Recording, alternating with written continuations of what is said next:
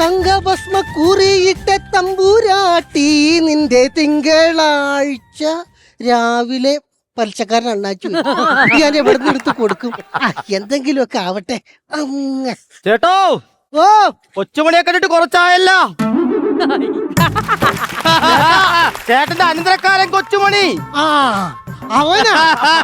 അവൻ മിമിക്രി കളിക്കാൻ പോയാക്കണ്. എന്റെ പെങ്ങളുടെ മോനുണ്ട് ഒരുത്തൻ കൊച്ചുമണി. അവനിപ്പോഴും ഒരു പണിക്ക് പോകാതെ മിമിക്രി കളിച്ച് നടക്കുവോ, അതും ഈ 80 കാലഘട്ടത്തില്. അയ്യോ, കാലഘട്ടം രജിസ്റ്ററായേ.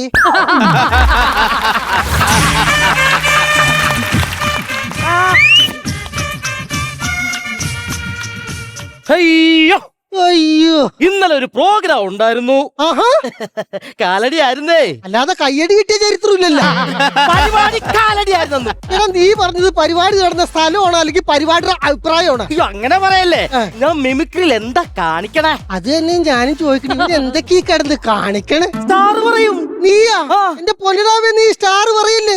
ഇവൻ എവിടെയെങ്കിലും ചെന്ന് സ്റ്റാർ പറഞ്ഞു കഴിഞ്ഞാൽ പിന്നെ കമ്മിറ്റിക്കാർ വിടണമെങ്കിൽ ഞാൻ വേറെ സ്റ്റാർ പറയണം. അതേത് സ്റ്റാർ?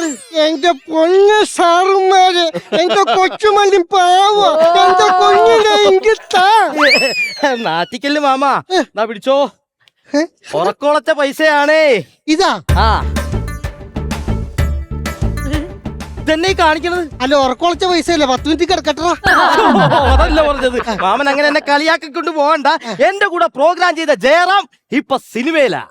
അപ്പൊ പരിപാടിയുടെ കാര്യം പറഞ്ഞപ്പോഴാണ് നിന്റെ കൂടെ പ്രോഗ്രാം കളിക്കുന്ന വേറൊരു പുള്ളി ഉണ്ടല്ലോ, താടി വെച്ചിട്ട്. അതാരി? അത് മനസ്സിലായില്ലേ എനിക്ക്? ഈ കാലും വെച്ചാറിട്ട് കേട്ടിട്ട് കൈയും കൊണ്ട് വലിച്ചെടുക്കൂല ഇങ്ങനെ. ഓ, കെ.എസ്. അയ്യോ, അസാധ്യ കലാകാരനാ പുള്ളി. കഴിഞ്ഞ ദിവസം ഒരു സ്കിറ്റിന് ക്ലൈമാക്സ് പറഞ്ഞു.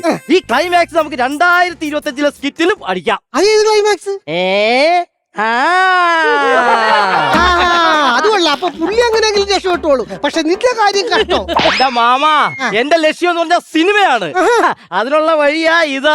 എന്റെ ദൈവമേ, കഷ്ടം വഴി സിനിമക്കാരനെ ആദ്യമായിട്ടാ കാണുന്നത്. അതല്ലെന്ന്, ഈ ഫ്ലാസ്കിലെ വെള്ളം കണ്ട കോടമ്പക്കത്തെ പൈപ്പിലെ വെള്ളമാണിത്. ഇതെന്തിനാണ് നീ കൊണ്ടു നടക്കുന്നത്? എന്റെ മാമ, ഈ പൈപ്പ് വെള്ളം കുടിച്ചവരെല്ലാം സിനിമയെ രക്ഷപ്പെട്ടിട്ടുണ്ട്. എടാ പൊന്നുമോനെ, നീ ആ വെള്ളം കുടിക്കല്ലേ. നിന്റെ മൂത്ത മാമൻ ഇതേപോലെ സിനിമാ പ്രാന്ത് പിടിച്ചിട്ട് അവിടെ പോയി വെള്ളം കുടിച്ചതാ. പിന്നെ ഇടുക്കിയിലാ കണ്ടത്. അവിടെ ഷൂട്ടിങ്? അല്ലല്ല, പിന്നെ പുള്ളിയുടെ വയറ്റിൽ നിന്നല്ലേ കറണ്ട് പോയിരുന്നത്. അതിനും മാത്രം വെള്ളം പുള്ളി അവിടെ കുടിച്ചു കൂട്ടി. എന്നിട്ട് എന്തെങ്കിലും ആയോന്തോ 3 പ്രാവശ്യം കോളറയായി, മഞ്ഞപ്പിത്തമായി, മലമ്പനിയായി. ഇപ്പൊ അമ്മായിക്ക് വേറൊരു ഭർത്താവ് പോയി. എന്റെ മാമോ, അത് നിന്റെ ആണെന്ന് എനിക്കറിയാലോ. എന്നെ വിളിച്ചതാണ്. എനിക്ക് എപ്പോ വേണമെങ്കിലും വിളി വരും. ഇന്നലെ രാത്രിയിലും വിളി വന്നു. ഞാൻ കേട്ടായിരുന്നു. അതല്ലേ ഞാൻ നിന്റെ അടുത്ത് കിടന്നിട്ട് പിന്നെ എഴുന്നിട്ട് വരാന്തേ പോയി കിടന്നു. എന്റെ ദൈവമേ, സിനിമയെന്ന് വിളി വന്നിരുന്നു. മാമൻ നോക്കിക്കോ, ഞാൻ ആദ്യം മലയാള സിനിമയെ പിടിച്ചു കയറും, പിന്നെ ഹോളിവുഡ്, ജോളിവുഡ്, ബോളിവുഡ്. എടാ, ആദ്യം നീ കിടക്കണ കട്ടിലേൽ ഒരു ഫ്ലൈവുഡ് മേടിച്ചു വെക്കും. നീ ആ കയറുള്ള കട്ടിലേൽ മലന്ന് കിടക്കുമ്പോണ്ടല്ല, ഞായറാഴ്ച മാർക്കറ്റിൽ ഇറച്ചി തൂക്കിയിട്ടാക്കണ ഫീലാ. ഞാനത് തുടച്ചു വൃത്തിയാക്കാൻ വേണ്ടി ചാരി വെച്ചപ്പോ അപ്പുറത്തെ വീട്ടിലെ സുധാകരൻ പറഞ്ഞ എന്താണെന്ന് അറിയാമോ? ഇതെന്താ നിങ്ങളുടെ പിറവണി തുടങ്ങിയോ, പുതിയ കട്ടള ചാരി വെച്ചിട്ടുണ്ടല്ലോ. സുധാകരനെ പറ്റി വേണ്ടി പോരുത്. എന്റെ കലാജീവിതം നശിപ്പിക്കാൻ നടക്കുന്നവൻ അവൻ. അവനെന്ത് ചെയ്തടാ? എന്റെ മാമ, കഴിഞ്ഞ ദിവസം ഞാൻ സ്റ്റേജിലില്ലേ, ഫീമെയിൽ വേഷം കെട്ടി ഇങ്ങനെ നിക്കുവാ. അവ സ്റ്റേജിൽ കയറി വന്നിട്ടേ എന്റെ ബ്ലൗസും വലിച്ചു കയറി എന്റെ ചെവിക്കൽ ഒറ്റ അടി. എങ്ങനെ അടിക്കാതിരിക്കും? അവൻ റബ്ബർ വെട്ടാൻ പറ്റിരുന്ന 2 ചിരട്ട വെച്ചിട്ടാ ഇവ ഫ്രീമെയിൽ ചെയ്യണത്. ഒരാഴ്ചത്തെ അവന്റെ പണി കളഞ്ഞ ഇവനെ തന്നെയല്ല കൊല്ലണ്ടേ? അത് വേണേ പോട്ടെ, പക്ഷെ അടുത്ത സ്റ്റേജ് തൊട്ട് ഞാൻ പുതിയൊരു ഫീമെയിൽ ചെയ്യുന്നുണ്ട്. എന്റെ ദൈവമേ, ഇനിയും ഏത് ഫീമെയില്? കിടത്തിനാട്ടും മാക്കം. കൊള്ളാം. ഇപ്പൊ അവന്റെ 2 ചിരട്ടേ പോയിട്ടുള്ളൂ. ഇനി അവന്റെ റബ്ബർ ഷീറ്റ് കൂടി എടുത്ത് വെക്കാനാണ് ഈ മാക്കത്തിന്റെ പരിപാടി. മാമ, എനിക്ക് വേണം. എന്ത് മാക്കോ? അല്ല, മാമന്റെ അനുഗ്രഹം. അനുഗ്രഹിച്ചിരിക്കുന്നു. സന്തോഷമായി. എന്തിനാ മാമ ഇത്ര പെട്ടെന്ന് താടി വന്നാ? താടി വന്നല്ലേ, ഞാൻ തിരിഞ്ഞു. എന്നാലും എന്നെ അനുഗ്രഹിച്ചില്ലേ? ഇല്ല, എന്റെ പട്ടി അനുഗ്രഹിക്കുന്നില്ല. ചുമ്മാതല്ല, നിങ്ങൾക്ക് യാതൊരു സെന്റിമെന്റ്സും ഇല്ലാത്തത്. സെന്റിമെന്റ്സ്